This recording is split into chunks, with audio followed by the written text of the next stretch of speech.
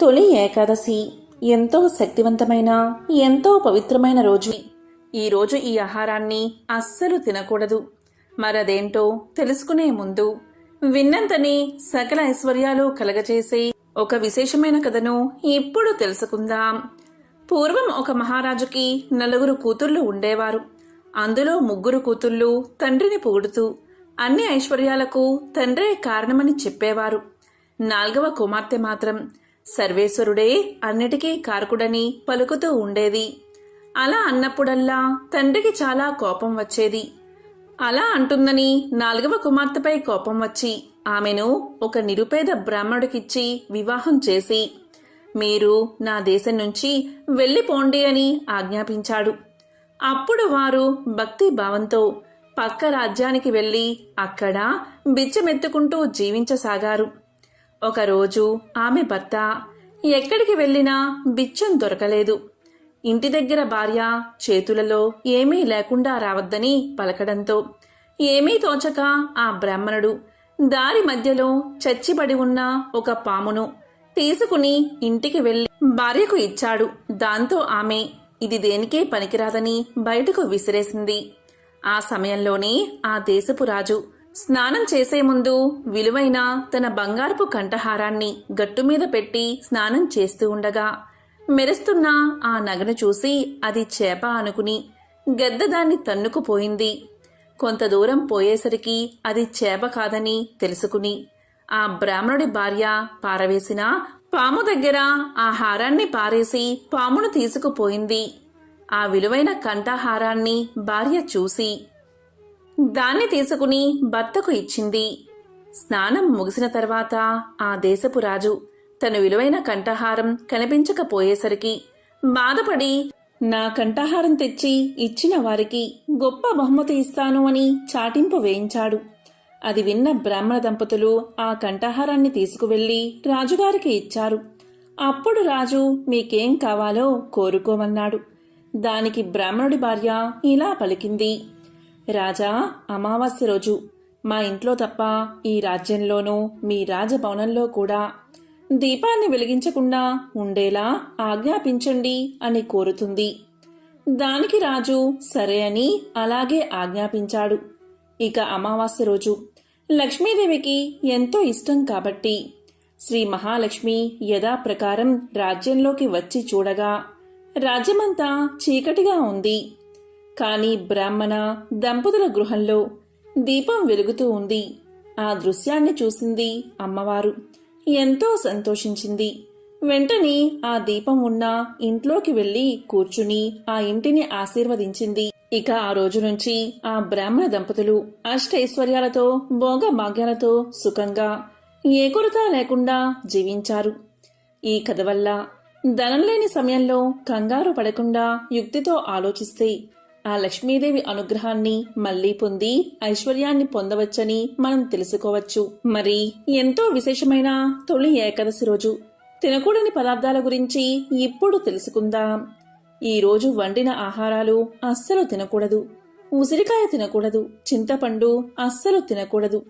పుచ్చకాయ, గుమ్మడికాయ, అలాగే పొట్లకాయ, ఉలవలు, తెల్ల ఆవాలు, మినుములు, మాంసాహారం లాంటివి పొరపాటున కూడా ఈ రోజు తినకూడదు. వీటిని ఈ రోజు తెలియక తింటే మహాపాపంగా పరిగణించబడుతుంది. అంతేకాదు ఈ రోజు మంచంపై అస్సలు పడుకోకూడదు. నేలపై చాప వేసుకుని కూర్చోవాలి. ఎటువంటి ఆహారము భుజించకుండా ఉపవాసం చేస్తే 1,000,000 జన్మల పుణ్యం కలుగుతుంది. ఆషాఢ శుద్ధ ఏకాదశి రోజు తొలి ఏకాదశిగా జరుపుకుంటారు. ఈ రోజుని పూర్వకాలంలో సంవత్సరం ఆరంభంగా భావించేవారు. ఈ రోజు విష్ణుమూర్తి పాల కడలిపై యోగనిద్రలోకి వెళ్తాడు. స్వామి నిద్రించే రోజు కాబట్టే దీనిని శయన ఏకాదశి అని పిలుస్తారు. ఈ రోజు శ్రీ మహావిష్ణువును హిందువులు భక్తి శ్రద్ధలతో పూజిస్తారు.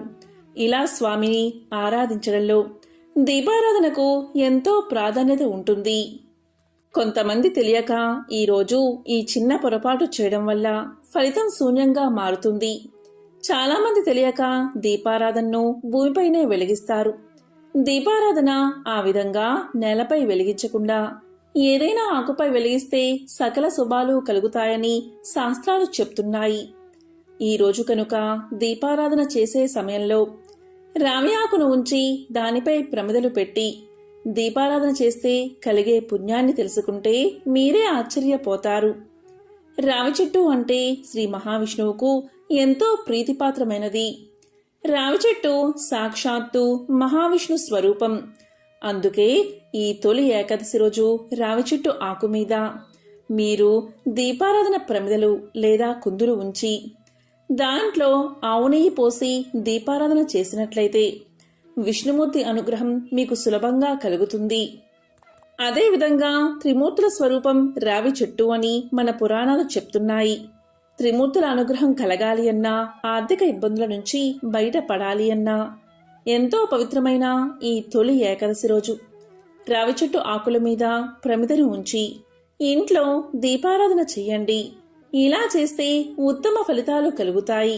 ఇలా చేసే సమయంలో ఎలా దీపారాధన చెయ్యాలో ఇప్పుడు తెలుసుకుందాం.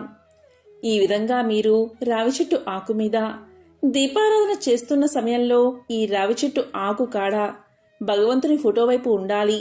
ఈ ఆకు చివరి భాగం మన వైపు ఉండాలి. అలా ఎప్పుడూ కూడా రావి ఆకుపై ప్రమిద పెట్టి దీపారాధన చెయ్యాలి. ఈరోజు ఇలా చేస్తే రాహు కేతు దోషాలు తొలగిపోతాయి, శనిబాధలు తొలగిపోతాయి, నవగ్రహాలను సులభంగా ప్రసన్నం చేసుకోవచ్చు. కాబట్టి అఖండ ఐశ్వర్యం ప్రాప్తించి సకల దోషాలు తొలగిపోవాలి అంటే తొలి ఏకాదశి రోజు రావి ఆకు కింద ఉంచి దానిపై ప్రమిద పెట్టి దీపారాధన చెయ్యండి. రావి చెట్లు ప్రతి ఊళ్ళోనూ ఉంటాయి. వృక్షాలంటిలో రావి చెట్టు పరమ పవిత్రమైనదిగా శ్రీమద్ భాగవతంలో సాక్షాత్తు శ్రీకృష్ణ భగవానుడే తెలియచేశాడు. పరమ పవిత్రమైన రావి చెట్టు కింద పరమ భక్తులైన హిందువులు తమ ప్రాణాలు సైతం సంతోషంగా విడవడానికి ఇష్టపడతారు. రావి చెట్టును సాక్షాత్తు శ్రీ మహావిష్ణు స్వరూపంగా భావిస్తారు. ఎవరైతే రావి చెట్టు మొదట్లో నీరు పోసి చెట్టుకు ప్రదక్షిణలు చేసి నమస్కారం చేస్తారో వారికి భగవంతుణ్ణి సేవించిన పుణ్యం కలుగుతుంది, ఆయుష్ పెరుగుతుంది, పాపాలు తొలగిపోతాయి, మోక్షం కలుగుతుంది. రావి చెట్లు ఏ ఊళ్ళో అయితే అధికంగా ఉంటాయో ఆ ఊళ్ళో అందరూ ఆరోగ్యంగా జీవిస్తారు. ఎందుకంటే రావి చెట్టు నుంచి ప్రాణవాయువు అధికంగా లభిస్తుంది. రావి చెట్టు సమీపంలో నివసించే వారికి ఆయురారోగ్యాలు కలుగుతాయి. అంతేకాదు రావి చెట్టు నుంచి వీచే గాలి వాతావరణ కాలుష్యాన్ని పారద్రోలుతుంది. స్వచ్ఛమైన ఆరోగ్యవంతమైన గాలిని మానవులకు పంచుతుంది. కుటుంబంలో ఆపదలు వచ్చినా, ఆర్థికపరమైన ఒడిదుడుకులు వచ్చినా వాటిని తొలగించుకోవాలి అంటే రావి చెట్టు ఆకులతో ఈ చిన్న పరిహారం ఎవరైతే చేస్తారో ఆ ఇంట్లో సకల సంతోషాలు కలుగుతాయి. ఆ ఇంట్లో ధనానికి ఎల్లప్పుడూ లోటనేదే ఉండదు. దానికోసం రావి చెట్టు ఆకులు సేకరించి తోరణంగా కట్టి ఇంటి ప్రధాన ద్వారానికి కట్టండి.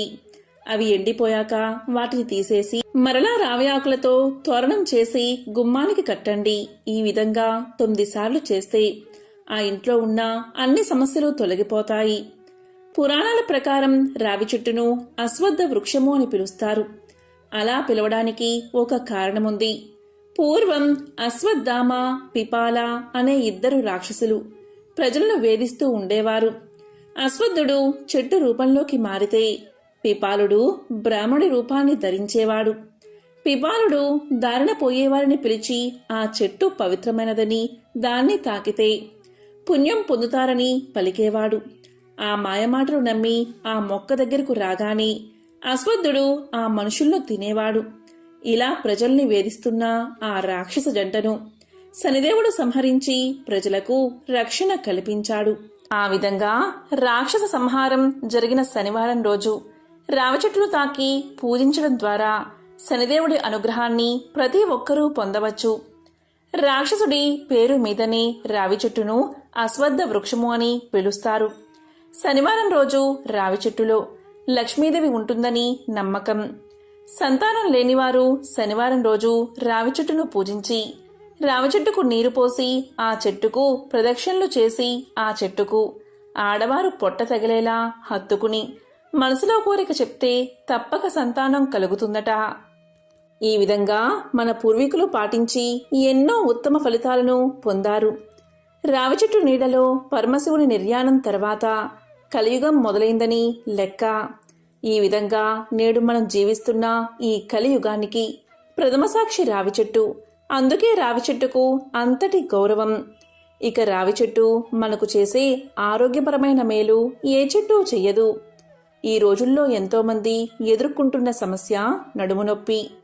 నడుము నొప్పిని రావి చెట్టు తగ్గిస్తుంది. దీనికోసం తాజా రావి చెట్టు పైబెరడు సేకరించి ముక్కలుగా చేసి నీడలో ఆరబెట్టండి. అది ఎండాక పొడి చేసుకోండి. ఆ పొడిని 1/2 స్పూన్ మోతాదుగా 1 కప్పు నీటిలో వేసుకుని ఉదయం సాయంత్రం తాగడం వల్ల నడుము నొప్పి తగ్గుతుంది. అంతేకాదు, ఇలా తాగితే మగవారికి శక్తి కూడా వస్తుంది. ఇక పాదాల పగుళ్ళు పోయి అందమైన పాదాలు మీ సొంతం కావాలి అంటే రావి చెట్టు ఆకులను సేకరించి దంచి రసం తీయండి. ఆ రసాన్ని రాత్రి పడుకునే ముందు కాళ్ళ పగులపై అప్లై చేసి పడుకోండి. ఇలా చేస్తూ ఉంటే కొన్ని రోజుల్లోనే పాదాల పగుళ్ళు పోయి పాదాలు నాజూగ్గా అవుతాయి. ఇక దంతాలు గట్టిగా మారాలి అంటే రావి చెట్టు పైబెరడును కషాయంగా కాచి ఆ నీటితో పుక్కలిస్తూ ఉంటే దంతాలు చిగుళ్ళు గట్టిగా మారతాయి. ఇక పిల్లలకు పెద్దలకు మెదడుకు బలం కలిగి జ్ఞాపకశక్తి పెరగాలి అంటే రావి చిగుళ్ళు 10 తీసుకుని 1/2 గ్లాసు ఆవు పాలలో మరిగించి వడపోసుకుని దానికి పటికి బెల్లం చూర్ణం కలుపుకుని రోజూ తాగుతూ ఉంటే అపారమైన మేధాశక్తి జ్ఞాపకశక్తి కలుగుతాయి. ఇక నోటిపూత సమస్య చాలామందిని వేధించే సమస్య. కాబట్టి నోటిపూత వస్తే రావి చెట్టు పైబెరడు తీసుకుని నీటితో అరగదీసి ఆ గంధాన్ని నోట్లో రాస్తూ ఉంటే నోటిపూత శాశ్వతంగా తొలగిపోతుంది. కాబట్టి రావి చెట్టు వల్ల అనేక ఆరోగ్య ప్రయోజనాలు ఉన్నాయి. అత్యంత పవిత్రమైన ఈ తొలి ఏకాదశి రోజు ఈ విధంగా ప్రమిద కింద రావి ఆకు ఉంచి దీపారాధన చేస్తే మీ ఇంట్లో అన్ని శుభాలే కలుగుతాయి. ఈ అద్భుత అవకాశాన్ని ప్రతి ఒక్కరూ కూడా సద్వినియోగం చేసుకోండి. ఓం నమో నారాయణాయ. ఓం శ్రీ మహాలక్ష్మియే నమః. ఓం శ్రీ మాత్రే నమః. ఓం నమః శివాయ.